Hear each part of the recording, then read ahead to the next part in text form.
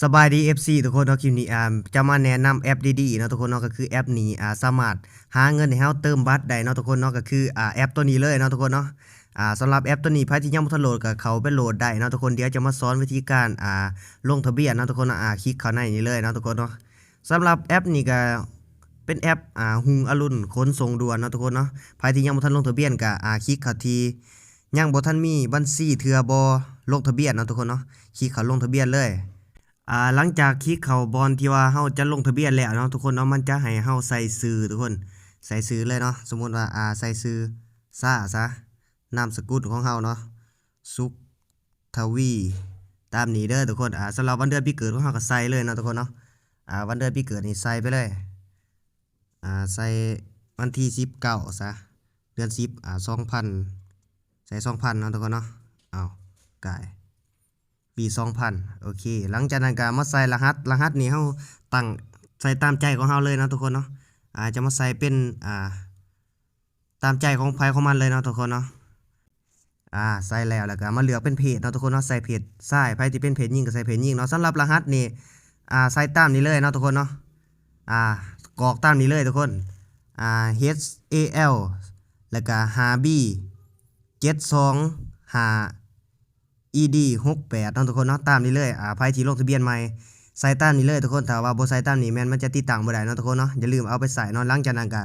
ยอมรับเงื่อนไขเนาะทุกคนนะและขอกำหนดอ่านเพิ่มเติมเนี่ยไม้ติ๊กนี่เนาะทุกคนเนาะคลิกเข้านี้เลยหลังจากนั้นก็สำเร็จเนาะทุกคนเนาะ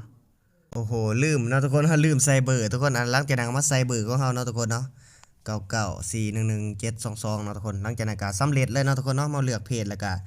มาคลิกเข้าที่ยอมรับเงื่อนไขแล้วก็สำหรับรหัสนี่แม่นใส่ตามนี้เด้อทุกคนถ้าว่าบ่ใส่ตามนี้มันจะเข้าสู่ระบบบ่ได้เนาะทุกคนเนาะก็คือ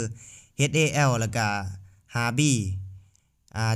725 ED แล้วก็68เนาะตามนี้เลยหลังจากนั้นก็มากดที่สำเร็จเลยเนาะทุกคนเนาะโอเคตามนี้เลยทุกคนกดที่สำเร็จก็คือแม่นว่าเข้าสู่ระบบได้เลยเนาะทุกคนเนาะ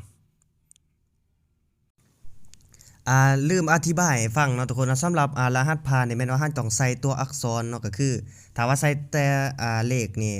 มันจะบ่ได้เนาะทุกคนเราต้องใส่ตัวอักษรสมมุติว่าใส่ A TP เนาะทุกคนเนาะจังซี่เนาะทุกคนเนาะตัวอักษรใหญ่แล้วก็ตัวอักษรน้อยเนาะทุกคนหลังจากนั้นก็มากดที่สำเร็จเลยเนาะทุกคนเนาะโอเคเรียบร้อยแล้วเนาะทุกคนเนาะใครที่ยังบ่ทันติดตั้งก็อย่าลืมเอาวิธีนี้ไปติดตั้งเนาะทุกคนเนาะอย่าลืมเอาคลิปนี้ไปเบิ่งเนาะทุกคนสำหรับ ID ก็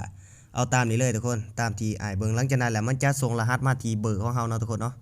ก็รอรหัสผ่านเนาะทุกคนเนาะ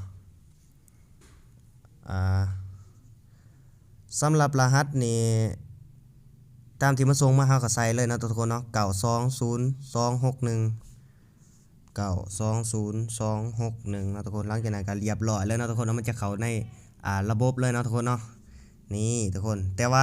เวลาเขาจะส่วนเพื่อนเนาะก็คลิกเข้าที่นี่เลยทุกคนคลิกเข้านี้เลยหลังจากนั้นก็เอา ID อยู่นี่เนาะทุกคนเนาะนี่ก็คือ ID นะทุกคนเนาะเอาตามนี้ให้เขาเลยทุกคนโอเคขอบใจเนาะทุกคนเนาะ